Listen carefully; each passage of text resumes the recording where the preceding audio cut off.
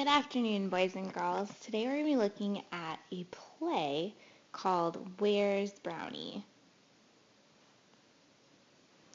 In a play, you have a cast of characters, and usually in a written play like this, you have a description of the cast of characters. It's important for us to look at the description before we start reading the play so we have some background information. So the play is about Sam and Alex Jensen. They're twin sisters with different personalities. Different personalities seems like something important, so I'm going to underline that.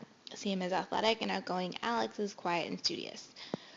The narrator, or the person who's going to be telling parts of the story, is one of the sisters 10 years later. We don't know which sister it is. There's also Evan, a classmate, Nick, the building superintendent, and Nikki, Nick's young brother. Okay, here is scene 1 of the play.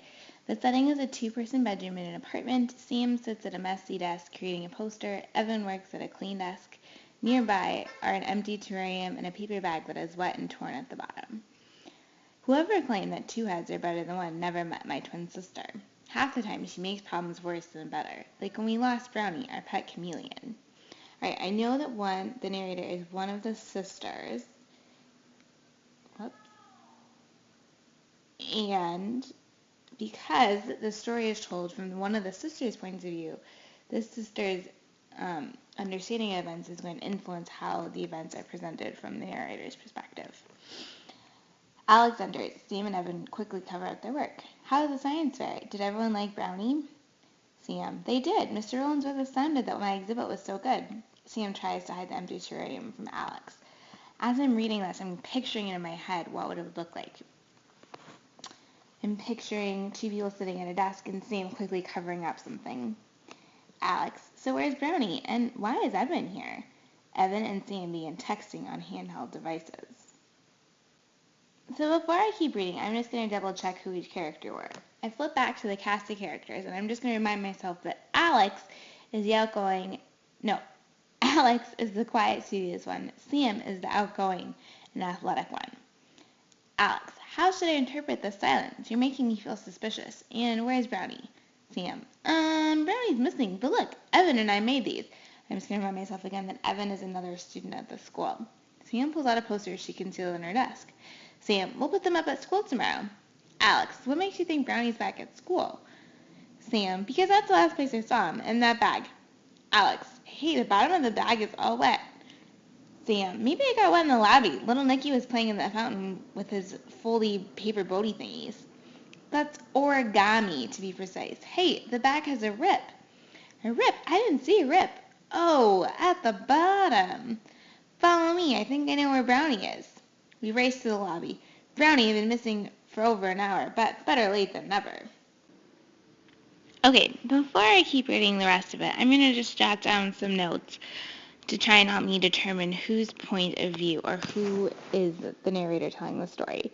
So the first clue that I have is the first opening description from the narrator.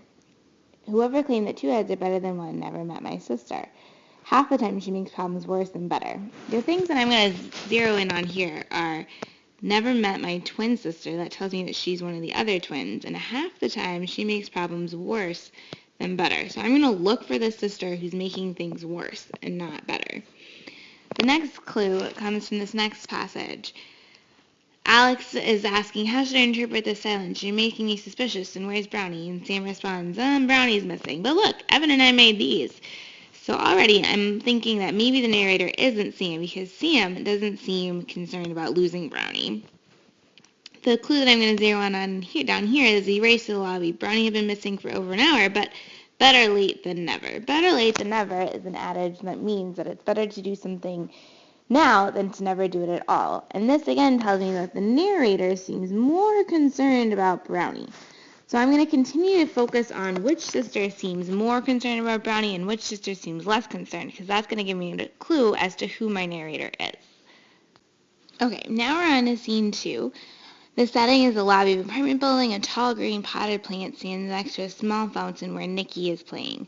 Alex, Sam, and Evan talk to Nick near a Bolton building. And I will just go back to my page of cast and remind myself who everyone is. So Nikki is Nick, the superintendent's son. So Nick's the superintendent, the custodian of the building, and Nikki is his son, which should explain why Nikki is playing. Nick, so these posters are about your lizard, Brownie. I'm still perplexed as to why you think he's down here. Because he already checked upstairs. Brownie the chameleon. We think he escaped when Sam set the bag down near the fountain. Hey, Nicky, any brown lizards in the lobby? Nope. Maybe you should reconsider this and try searching your apartment again. Wait a minute. It says here that chameleons climb trees. Nicky, any brown lizards in that tree? Nope. It also says that chameleons prefer running water, like that fountain. Nicky, any brown lizards in the fountain? Nope. What else does that thing say? Yeah, inquisitive minds want to know. Don't you want to find Brownie, or are you thinking out of sight, out of mind? He's just a lizard, Alex. I mean, a chameleon. It's not exactly absence makes the heart grow fonder. Listen to this. Chameleons change color to match their environments when they're confused or afraid. Of course. Nicky, any green lizards over there? There's just that one. It's Brownie. Brownie has always been brown. That's because you only put brown things in his cage, like branches and wood chips. Maybe we should buy him a green plant. So here, I'm going to focus on this exchange between Sam and Alex. Alex seems to be more concerned about Brownie than Sam. She says, don't you want to find Brownie, or are you thinking out of sight, out of mind?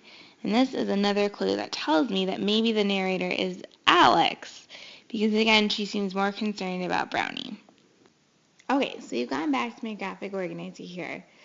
And I added on our last clue from that last piece of dialogue. Don't you want to find Brownie? And that's what Alex says, which leads me to believe that Alex is the narrator of the story, not Sam.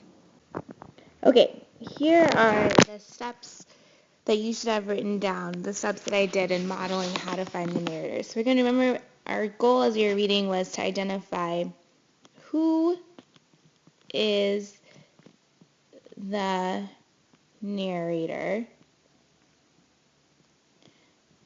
And we also looked at how does their point of view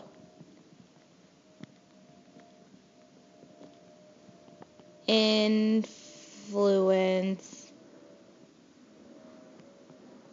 the story.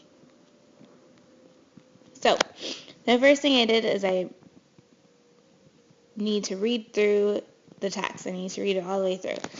Then I go back and I reread the parts that I think might give a clue about who is telling the story and how they feel about those events. Remember how I zoomed in on those different passages? All right. I know that you don't have the ability to zoom in and copy and paste it, but you would go back and you'd zoom in on different pages that you think have clues. I would write down these clues or to my text evidence, which helps me to prove that I think that Alex is our narrator.